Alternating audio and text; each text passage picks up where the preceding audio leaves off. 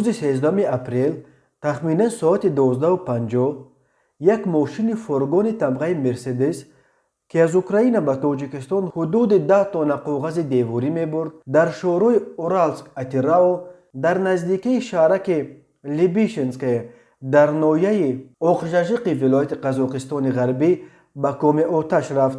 در این باره سامانه محلی مایگورود با تکیه به دپارتمنت حالتهای فوق‌العاده ولایت قزاقستان غربی خبر داد. فورگون بالا پوشیده طبقه مرسدس بنز که در باردانش تخمینا 10 تن کاغذ دیواری داشت از اوکراین به تاجیکستان می رفت. این ماشین به شرکت ازبکستانی سرگوروس تعلق داشته است. صاحب بار را معاین می کنند. خبر دادند در مرکز مطبوعات دپارتمنت حالتهای فوق‌العاده ولایت قزاقستان غربی. بنا به این منبع برای فرو نشاندن سوختار یک ماشین با 4 سوختار نشان استفاده شده است. به آنها تنها بعد 3 ساعت 15:52 میسر شده است که آتش را پوره فرو نشانند. کسی در این حادثه آسیب ندیده است.